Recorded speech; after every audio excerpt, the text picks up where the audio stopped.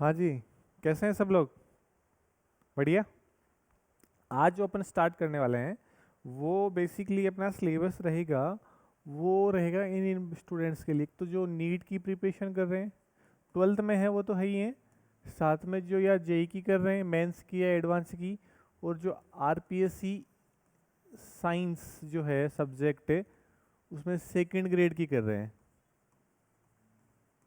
उसमें फिजिक्स वाला जो पोर्शन रहेगा अपना।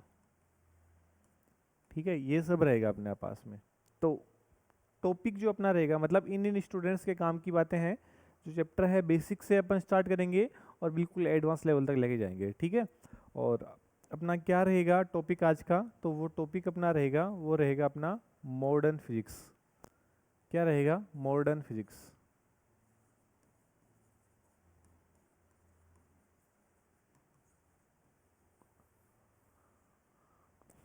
ठीक है।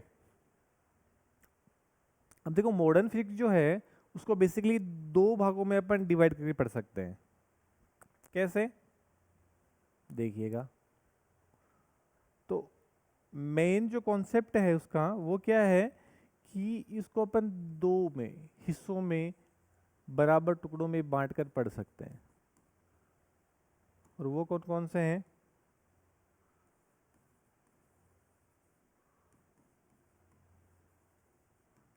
मॉडर्न फिजिक्स पार्ट फर्स्ट और modern physics part second. Clear है मेरी बात? इसके अंदर जो अपन पढ़ने वाले हैं बेसिकली तो वो अपन पढ़ेंगे जो मेन अपना एरिया रहेगा वो रहेगा अपना एटम का। एटम और इलेक्ट्रॉन, एटम और इलेक्ट्रॉन की बात करेंगे इसमें। किस किस की बात होगी? एटम की स्टडी करेंगे और साथ में जो चक्कर लगाता है इलेक्ट्रॉन उसकी स्टडी होगी। और ये जो पोर्शन पढ़ाया जाएगा आपको, इसको जो है ये आपको अपन पढ़ेंगे अपन किसमें? Atomic physics. इसको अलग से नाम दे दो चाहिए, कोई दिक्कत नहीं है। क्या नाम दे दिया? Atomic physics. और इसके अंदर अपन जो पढ़ने वाले हैं सेकंड के अंदर वो क्या पढ़ेंगे साहब? वो अपन पढ़ेंगे न्यूक्लियस के बारे में। किसके बारे में? न्यूक्लियस, नाभिक जो आपने सुना होगा उस नाभिक के बारे में। ठीक है। और इसको अपन किस में पढ़ते हैं? आपने बहुत बार सुन रखा होगा न्यूक्लियर फिजिक्स। न्यूक्लियर जो फिजिक्स है उसके अंदर। ठीक है। तो पूरी मॉडर्न फिजिक्स है उसको अपन ने दो हिस्सों में बांट दिया। एक हिस्सा है उसमें अपन एटम की स्टडी करेंगे और जो इलेक्ट्रॉन है उसके बारे में पढ़ेंगे। ठीक है। और एक हिस्से में अपन केवल इलेक्ट्रॉन को न पढ़ के, एटम को ना पढ़ के, केवल जो एटम के अंदर वाला पार्ट है, जो न्यूक्लियस है, जो नाभिक है, उसके बारे में पूरी डिटेल से स्टडी करेंगे स्टेप बाय स्टेप। तो अपन दो हिस्सों में इसलिए बांटा ताकि ना तो कंफ्यूजन हो ना अपने मिक्स हो। ठीक है। पहले अपन पूरा एटम के बारे में पढ़ लेंगे, इलेक्ट्रॉन के बारे में पढ़ लेंगे, फिर जो एटम के अंदर जो न्यूक्लियस वाला पार्ट है उसके बारे में अलग से स्टडी कर लेंगे। ठीक है। तो इससे पहले कुछ बेसिक बेसिक बातें हैं वो अपने को ध्यान में होनी चाहिए। भाई थोड़ी लाइट कम है क्या? बढ़ा देते हैं और अब ठीक है। तो बेसिक बेसिक बातें हैं वो अपने को ध्यान में होनी चाहिए। और वो क्या है? जैसे अपन आज पढ़ने वाले हैं सबसे पहले किसके बारे में? लाइट के बारे में। किसके बारे में? लाइट के बारे में।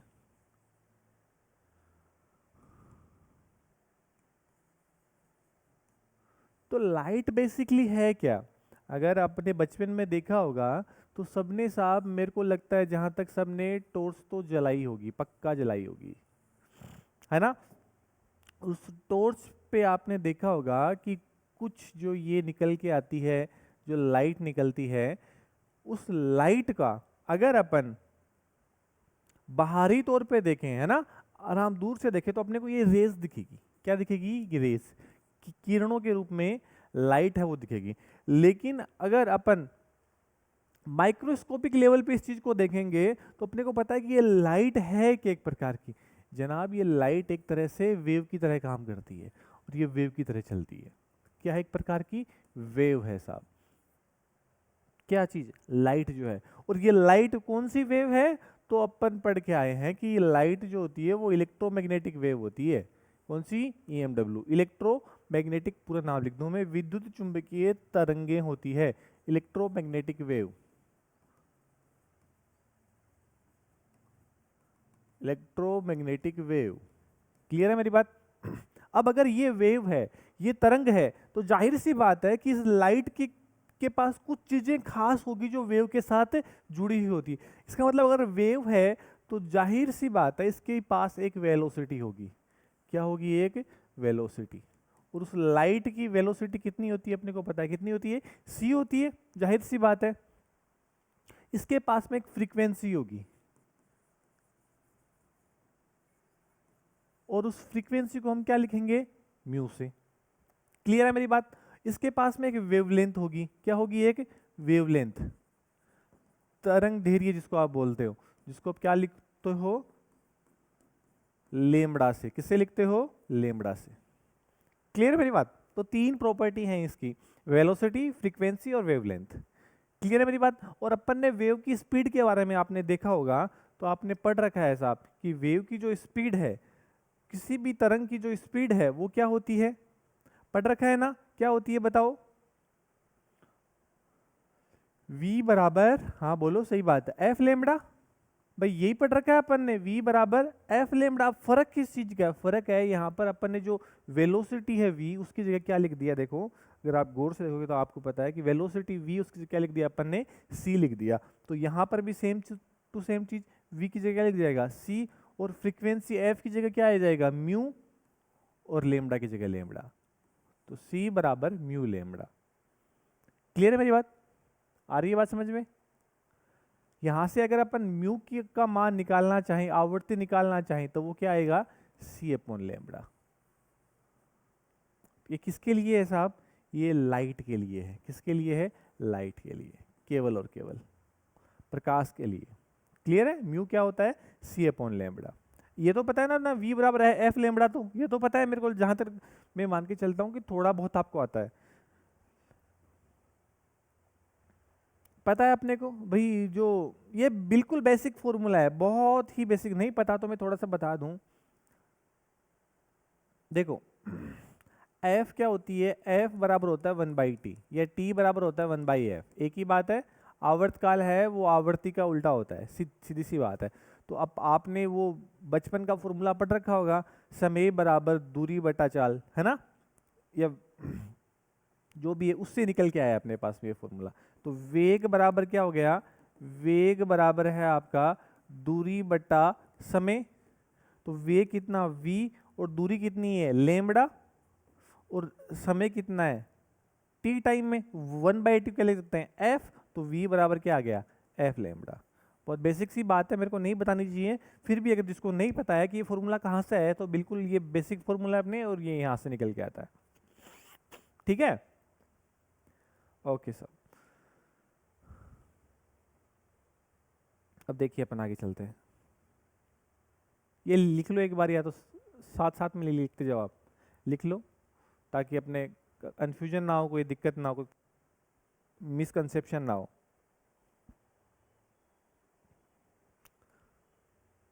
लिख लो, आराम से लिख लो, कोई दिक्कत नहीं है। पॉज करके लिख लो वीडियो को अगर दिक्कत आ रही है तो। अब देखो,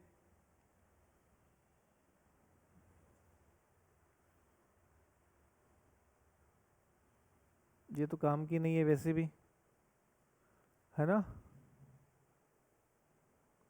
देखो अब ये जो है आपके क्या चीज, कि भाई कोई भी जो लाइट है वो अगर किसी सेम मीडियम में ट्रेवल करे, सेम मीडियम का मतलब क्या हुआ? सेम मीडियम का मतलब माध्यम जो है वो समान रहे। जैसे पानी में जा रही है, तो पानी के लिए पूरी की पूरी लाइट वेव की स्पीड है वो क्या रहेगी? सेम रहेगी। क्लियर है मेरी बात? ये जो सी स्पीड है वो किसके लिए है? हवा के लिए, या निर्वात में जो स्पीड है वो। अगर अपन कांच में देखें तो c अपॉन एन हो जाएगी, है ना? जितना उसका अपवर्तनांक होगा उतनी वो स्पीड आ जाएगी। लेकिन एक माध्यम के लिए वो नियत होती है हमेशा। सेम मीडियम के लिए लाइट की स्पीड सेम होती है। क्लियर है मेरी बात? इसका मतलब ये c जो है वो कांस्टेंट है। c क्या है? कांस्टेंट है भाई। c की वैल्यू निर्वात में कितनी होती है? 3 × 10⁸ मीटर प्रति सेकंड। ये बचपन से पढ़ते आ रहे हैं अपन, है ना? ठीक है? तो इसका मतलब अगर ये सेम है, c कांस्टेंट है, तो जो आवर्ती है, जो म्यू है, वो म्यू किस पे डिपेंड कर रही है? म्यू कर रही है आपके साहब, म्यू निर्भर कर रही है आपके 1/λ पे।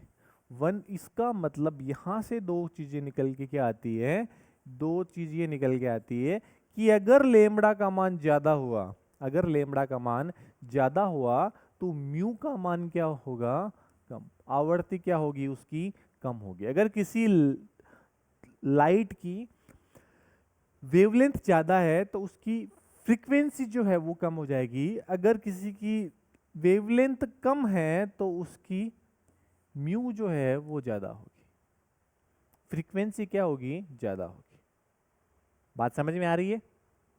जैसे आपने पढ़ा होगा ना कि मैं अगर कहूँ तो गामा रेज के बारे में जानते हो आप, है ना, ऐसे इस हिसाब से। और ये बीच में बहुत सारी वेव, लास्ट में अपन किसके बारे में पढ़ते हैं, रेडियो वेव के बारे में। कौन सी वेव के बारे में, रेडियो वेव के बारे में, है ना, gamma rays, X rays, ultraviolet, है ना, विजिबल रे, इंफ्रारेड, ठीक है, माइक्रोवेव और फिर रेडियो, ये सारी की सारी जो आती है बीच के अंदर। तो इसमें आपको पता है कि साहब ये जो है गामा रेज है, इस गामा रेज और रेडियो वेव में फर्क क्या है कि इस रेडियो वेव का लेमड़ा ज्यादा होता है, इसका लेमड़ा ज्यादा होता है, इसकी वेवलेंथ ज्यादा होती है। इसकी वेवलेंथ ज्यादा होने का मतलब है कि इसकी फ्रीक्वेंसी कम होती है, और फ्रीक्वेंसी कम होती है इसलिए ही ये क्या होती है, ये आप अपनी स्किन को हार्म नहीं करती। इसलिए मोबाइलों में जो रेडियो वेव है, जो रेडियो सिग्नल्स आते हैं, है ना, उनमें क्या होती है, उनमें कोई प्रॉब्लम नहीं होती। क्लियर है? अपने मोबाइल के जो टावर्स है उनमें इनका यूज किया जाता है, क्लियर है, क्योंकि ये अपने को नुकसान ज़्यादा नहीं पहुंचाते, क्योंकि इसकी फ्रिक्वेंसी जो है वो कम होती है, आवर्ती है वो कम होती है। बात समझ में आ रही है मेरी? ठीक है। लेकिन इसका उल्टा गामा रेज है, उसका लेमड़ा का मान जो है वो क्या होता है, वो कम होता है, इसलिए इसकी जो आवर्ती होती है वो ज्यादा होती है। जितनी ज्यादा आवर्ती वो किरण उतनी ज्यादा खतरनाक होती है, क्योंकि उसकी एनर्जी उतनी ज्यादा। बात करेंगे अपन जब प्लांक पढ़ेंगे, प्लांक का रूल। इसका मतलब ये हुआ, अच्छा, ये मैं बिल्कुल बेसिकली बता रहा हूँ इस चीज को समझाने के लिए।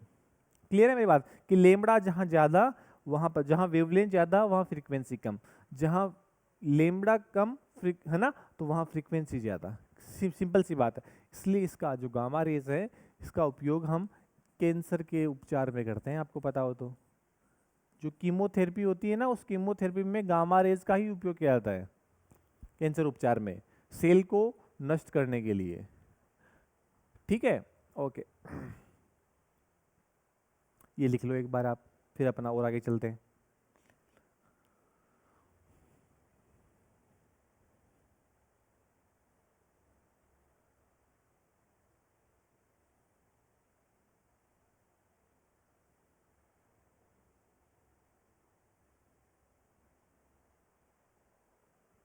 हो गया?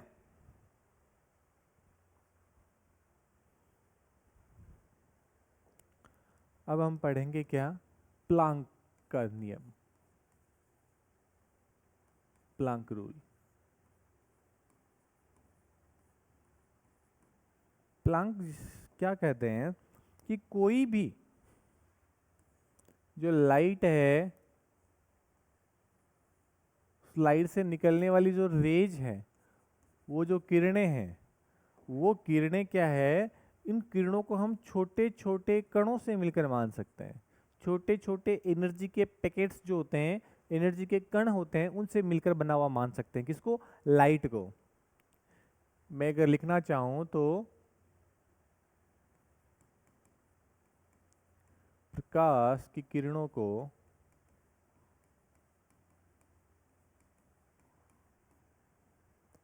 ऊर्जा के छोटे छोटे, लिख लो साथ साथ में, कणों से मिलकर बना हुआ मान सकते हैं, जिन्हें फोटॉन्स कहा जाता है, जिन्हें फोटॉन्स कहते हैं। एक जो एक फोटोन है, एक फोटोन की जो ऊर्जा है वो ऊर्जा कितनी होती है इनके अनुसार, E बराबर एच म्यू या एच सी। म्यू की वैल्यू लिख सकते हैं अपन, कहाँ से, ये रही वैल्यू, म्यू बराबर सी ए पाई लेमड़ा, तो यहाँ से लिख दो वैल्यू सी, म्यू की वैल्यू सी अपॉन लेमड़ा। बात समझ में आई, तो लिख लो इसको, ऊर्जा कितनी होती है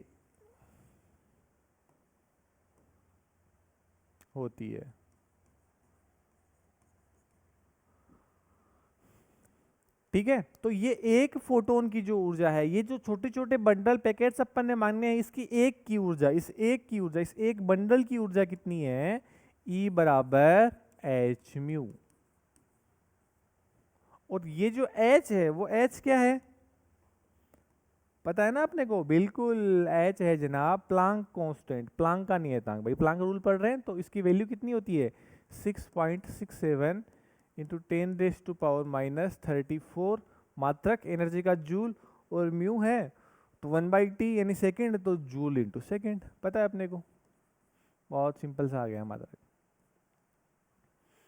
है ना। तो इसको ऐसे नहीं लिखते अपन ऐसे याद रखेंगे कि 6.67 को अपन लिखेंगे 20/3 गुणा 10⁻⁻34 जूल सेकेंड।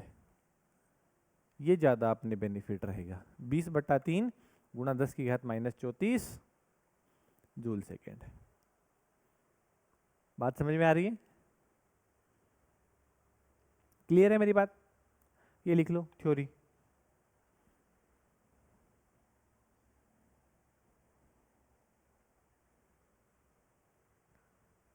लिखा। एक चीज अपन ध्यान रखेंगे यहाँ पर, वो क्या चीज है कि भाई पूरी की पूरी मॉडर्न फिजिक्स में, पूरी की, ये बेसिक है मॉडर्न फिजिक्स का, तो पूरी की पूरी मॉडर्न फिजिक्स में अपन जो लाइट है, इस लाइट को अपन क्या मानेंगे, एनर्जी के बंडल, पैकेट्स ऑफ एनर्जी।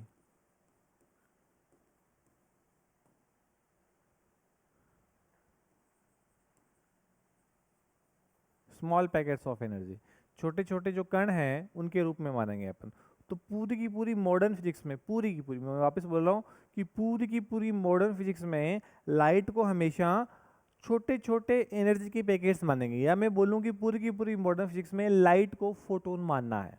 क्या मानना है, फोटोन मानना है, जिसको हम क्या कहते हैं, फोटोन कहते हैं। क्लियर है मेरी बात। तो पूरी मॉडर्न फिजिक्स में, जैसे कि मतलब ये हुआ, कोई भी सरफेस है, इस सरफेस पे कोई लाइट आ रही है, इंसिडेंट हो रही है, इसका मतलब हम ये कहेंगे कि जनाब ये जो लाइट है ना, इसका मतलब ये फोटोन आ रहे हैं। क्या आ रहे हैं, फोटोन आ रहे हैं, कोई भी वस्तु जो है। और अगर ऐसे ही किसी भी वस्तु से, ये अगर मान लो रेड है वस्तु बिल्कुल, और गर्म है, और इससे क्या निकल रही है, इससे लाइट निकल रही है, इससे प्रकाश निकल रहा है, इसका मतलब हम क्या मान के चलेंगे, हम ये मान के चलेंगे कि ये लाइट नहीं है, ये क्या है, ये फोटोन जा रहे हैं। क्या उत्सर्जित हो रहे हैं, फोटोन उत्सर्जित हो रहे हैं। चाहे लाइट आए तो भी हम मानेंगे फोटोन आ रहे हैं, लाइट निकले तो भी हम मानेंगे कि फोटोन जा रहे हैं। बात समझ में आई, मतलब पूरी मॉडर्न फिजिक्स में लाइट को हम एज ए फोटोन के रूप में कंसिडर करेंगे, सीधी सी बात। मेरा कहने का मतलब ये है बेसिकली, ये बात भी लिख लो आप, ध्यान में रहे अपने को, कोई दिक्कत ना हो। फिर अपन एक एग्जाम्पल करते हैं, बहुत अच्छा वाला, बहुत शानदार वाला एग्जाम्पल करते हैं। देखो हो गया क्या, लिख लो आराम से लिख लो, कोई दिक्कत नहीं है।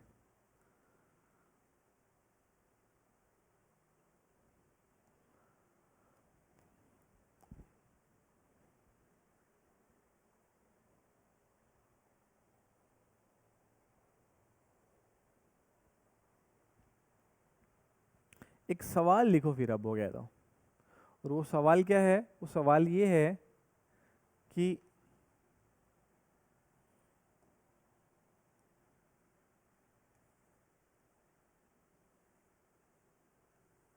एक जो लाइट है, और वो लाइट किस कलर की है जनाब, ऑरेंज कलर की है। किस कलर की है, ऑरेंज कलर की लाइट है।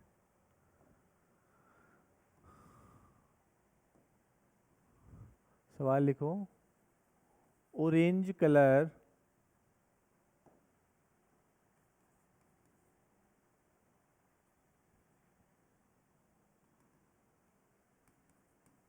ऑरेंज कलर की लाइट की वेवलेंथ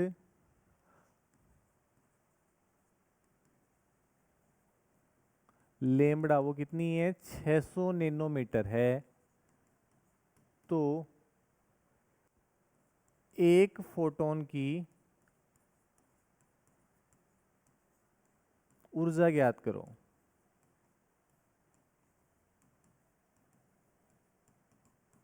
करो फटाफट देखें। ये कोई टॉर्च है, इस टॉर्च से ऑरेंज कलर का प्रकाश निकल रहा है। उस ऑरेंज कलर के प्रकाश की जो वेवलेंथ है, जो तरंगदैर्घ्य है, वो कितनी है, 600 नैनोमीटर है। तो आपको एक फोटोन की, उस लाइट के एक फोटोन की एनर्जी चाहिए आपको। तो एक फोटोन की एनर्जी कैसे निकालेंगे, अभी जाहिर सी बात है, वही तरीका है अपने पास में। क्या, E बराबर एच म्यू, और एच का मान कितना, 6.67 गुणा 10 की घात माइनस 34। ठीक है, और म्यू की जगह अपन देखो वेवलेंथ दे रखी है ना, तो म्यू की जगह क्या लिखेंगे अपन, सी अपॉन लेमड़ा। तो सी का मान कितना होता है, 3 गुणा 10 की घात 8। लेमड़ा का मान दे रखा है 600 नैनोमीटर, का मतलब 10 की घात माइनस 9। बात समझ में आ रही है। अब मेरे को ये वाली टर्म्स यूज नहीं करनी, मैं 20/3 लिखूंगा इसको। तो मैं कैसे लिख सकता हूँ, ये वापस लिख रहा हूँ, E बराबर एच सी अपॉन लेमड़ा। तो इसको मैं लिख दूंगा 20/3 गुणा 10 की घात माइनस 34 गुणा 3 गुणा 10 की घात 8 अपॉन 600 इंटू 10 की घात माइनस 9। नैनोमीटर का मतलब क्या होता है, 10 की घात माइनस 9 ही होता है। जाहिर सी बात है, जो कट रहे हैं वो काट दो भाई, काट तो कोई दिक्कत नहीं है। ये लो जी, और ये 34 और ये माइनस के 34, ये 8, ये पीछे बच गए माइनस के 26, ये 9 है और ये 2 है, तो 7, 10 की घात माइनस के 7। ठीक है, 10 की घात माइनस के 7 ऊपर जाएंगे तो माइनस 26 से, तो पीछे बचेंगे क्या, 10 की घात माइनस 19। कितनी बचेगी, 10 की घात माइनस के 19। और ये 20 में 6 का भाग भी, 600 वाले 2 जीरो तो अपन ले लिए, तो 20 में 6 का भाग देंगे तो कितना आएगा, 18। तो 3.20, 3.3, 3.3 बिल्कुल, ये जूल सेकेंड, ये का मान आ गया 3.3 गुणा 10 की घात माइनस 19 जूल सेकेंड। अब दिक्कत क्या आती है कि अपने को पता भी फोटोन जो होता है ना, उसकी एनर्जी बहुत कम होती है। फोटोन की एनर्जी क्या होती है, बहुत कम होती है। इसलिए हम फोटोन की इस एनर्जी को किस में कन्वर्ट कर देते हैं, इलेक्ट्रॉन वोल्ट में कन्वर्ट करते हैं। किस में कन्वर्ट करते हैं, इलेक्ट्रॉन वोल्ट में। क्यों करते हैं, क्योंकि फोटोन की ऊर्जा कम होती है। ध्यान रखना कि अपन कहें ना अभी 5.2 इलेक्ट्रॉन वोल्ट का फोटोन आ रहा है, तो उसका मतलब क्या है कि अपन फोटोन की जनरली एनर्जी इलेक्ट्रॉन वोल्ट में दिखाते हैं। और क्यों दिखाते हैं उसका रीजन मैं बता रहा हूँ, क्योंकि फोटोन की ऊर्जा क्या होती है, कम होती है। तो जो भी आपके पास जूल में एनर्जी आई, जब भी जूल से इलेक्ट्रॉन वोल्ट में जाना है तो आप एक इलेक्ट्रॉन का भाग लगा देंगे, इलेक्ट्रॉन चार्ज का। तो अपने को इलेक्ट्रॉन में चाहिए, तो इलेक्ट्रॉन में चाहिए तो क्या करो, जो 3.3 गुणा 10 की घात माइनस 19 है, इसमें भाग लगा दो 1.6 गुणा 10 की घात माइनस 19 का। ठीक है, तो कितना जाएगा भाई, 2.07 इलेक्ट्रॉन वोल्ट, लगभग इतना आएगा। ठीक है ना। तो इसका मतलब क्या हुआ, जब भी अपने को जूल से इलेक्ट्रॉन वोल्ट में एनर्जी कन्वर्ट करनी है, तो अपन एक इलेक्ट्रॉन का भाग दे देंगे। एक इलेक्ट्रॉन के चार्ज जितना, इलेक्ट्रॉन का चार्ज कितना होता है, 1.6 10 की घात माइनस 19 के इक्वल होता है। अब ये तो था बहुत ही लंबा प्रोसेस, बार बार अपन ये नहीं करेंगे, इतनी खिचड़ी नहीं हो भैया अपने से। ठीक है ना, इतना टाइम थोड़ी है अपने पास में, अपने को तो फटाफट आंसर चाहिए। उसके लिए देखो, ये मैंने इसलिए बताया ताकि अपने क्या है कि कर सकें अपन। कुल मिला के बात ये है, देखो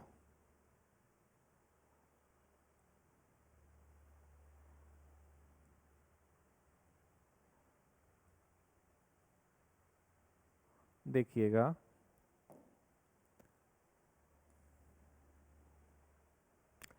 जो बेसिकली अपन कहने वाले हैं कि जो ई अपन ने यूज में लिया था, ई बराबर एच सी अपॉन लेमड़ा, तो एच सी का मल्टीप्लाई अपन याद रखेंगे और वो कितना होता है 1240 इलेक्ट्रॉन वोल्ट इंटू नैनोमीटर। ठीक है, और ये लेमड़ा जो है वो रखना है आपको नैनोमीटर में। नैनोमीटर से नैनोमीटर का आंसर लेमड़ा का वहाँ जैसे नैनोमीटर में रखोगे तो आंसर किस में आएगा, जैसे अभी अपन ने किया था कितना कि 1240 और electron volt nanometer upon lambda का मान 600 नैनोमीटर, तो नैनोमीटर से नैनोमीटर तो कैंसिल, 1240 में भाग दो इसका, ये कितना आएगा 2.07 इलेक्ट्रॉन वोल्ट, सीधा इलेक्ट्रॉन वोल्ट में आंसर आ गया अपने पास में। बात समझ में आ रही है, लिख लो।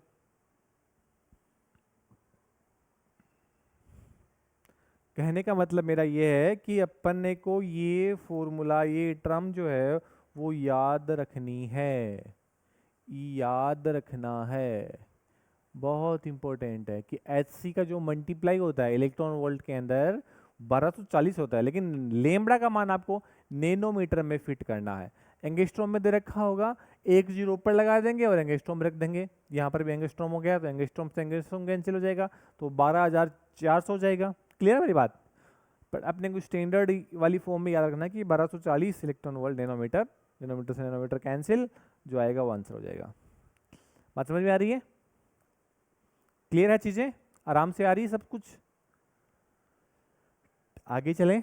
अब देखो अपन बेसिकली यूज तो नहीं आता, बट कुछ कुछ जो बातें हैं वो अपने को पता होनी चाहिए कि जो लाइट है वो कितने पार्ट में और कैसे कैसे उसकी जो वेवलेंथ है, फ्रीक्वेंसी है, वो डिसाइड होती है। तो सबसे पहले जो अपन ने कौन कौन सी होती है वो तो अपने को पता ही है, मैं लिख लेता हूं नाम। Gamma rays, X rays, ultraviolet,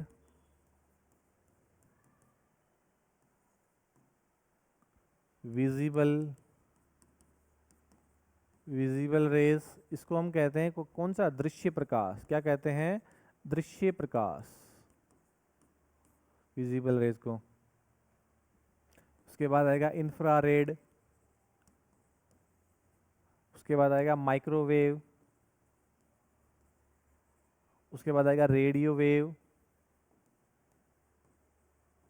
ठीक है, तो इन सब की अपने को लेमड़ा पता होनी चाहिए, लेमड़ा की वैल्यू जो रेंज है कहाँ से कहाँ तक वेरी करती है। क्लियर है?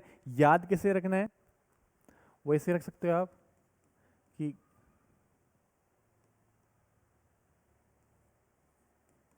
गाओ अक्स यूवी में माइक, माइक रेडियो से,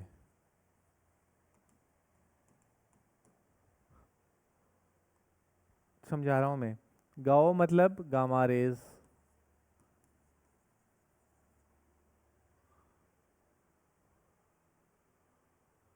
ठीक है।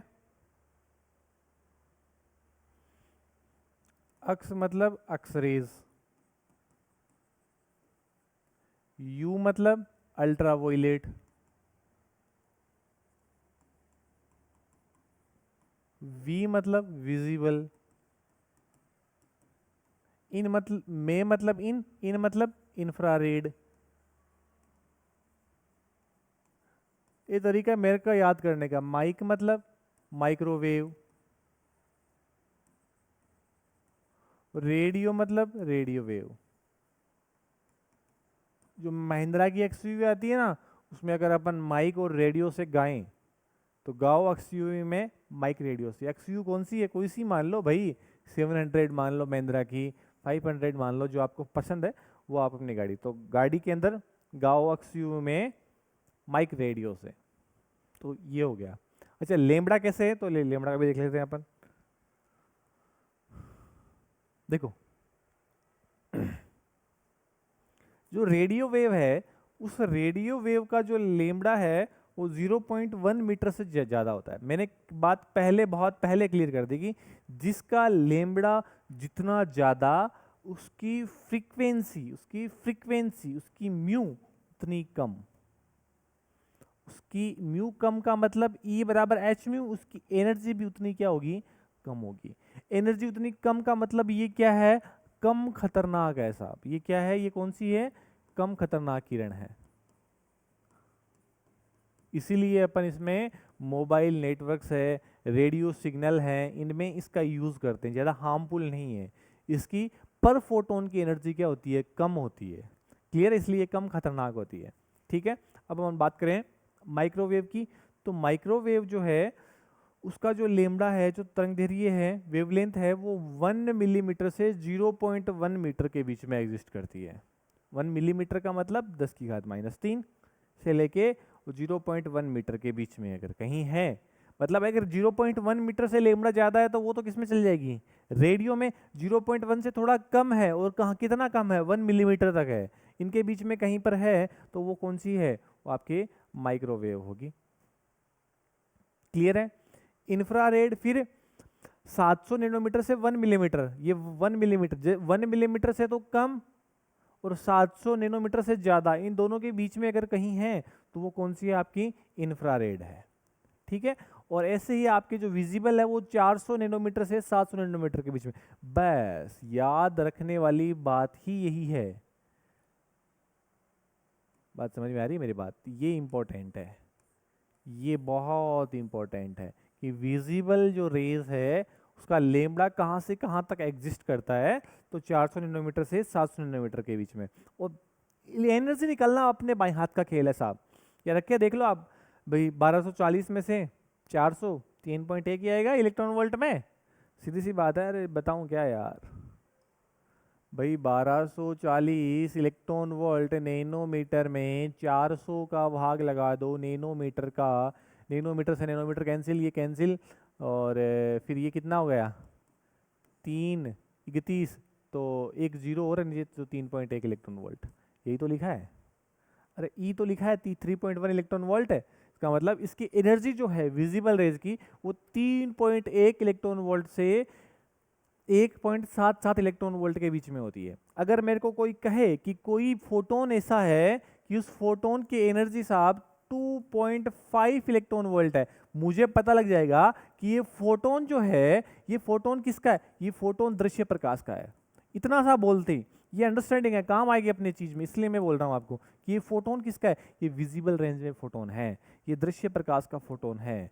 क्लियर है, केवल इतना सा बोला उसने कि 2.5 इलेक्ट्रॉन वोल्ट का कोई फोटोन है, तो मुझे पता है कि अगर एनर्जी किसी की फोटोन की 3.1 इलेक्ट्रॉन वोल्ट से लेके 1.77 इलेक्ट्रॉन वोल्ट के बीच में कहीं कोई सा ही फोटोन उठा लो आप, वो सारे के सारे किस में जाएंगे, विजिबल रेज के फोटोन होंगे, दृश्य प्रकाश किरणों के फोटोन होंगे। बात समझ में आ रही है मेरी बात।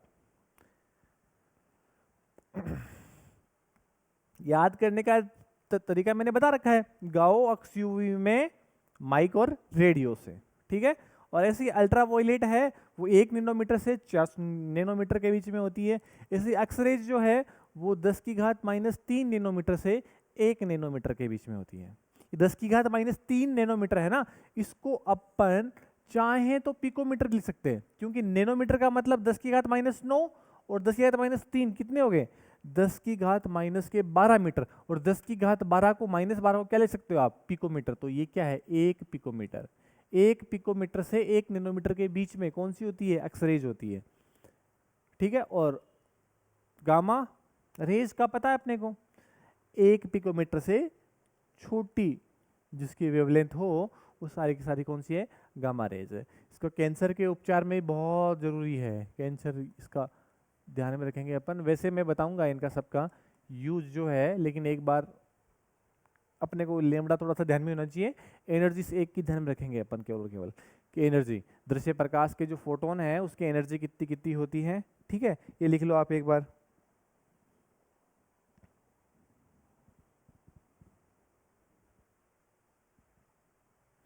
ये अल्ट्रावायलेट का मतलब क्या होता है, पेरा बैंगनी प्रकाश किरण है, ध्यान में रखेंगे अपन, है ना।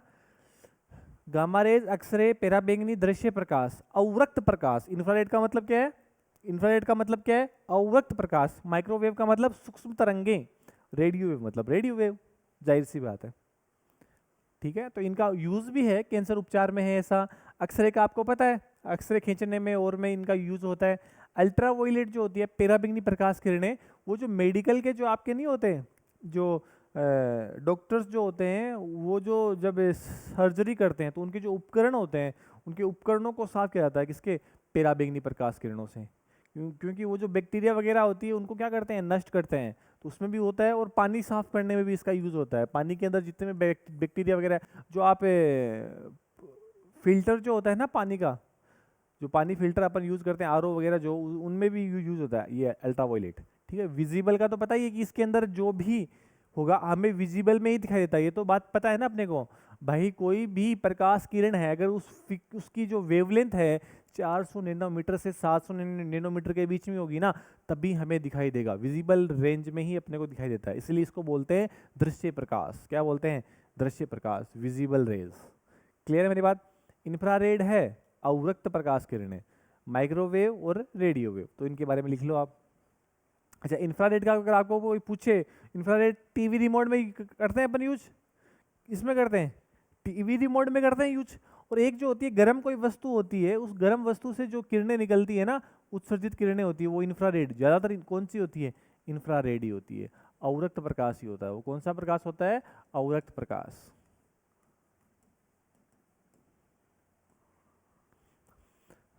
माइक्रोवेव का अपने को पता है, माइक्रोवेव जो होता है ओवन में जो होता है गर्म करने के लिए किसी ऑब्जेक्ट को, ओवन में अपन यूज करते हैं, तो उसमें करते हैं।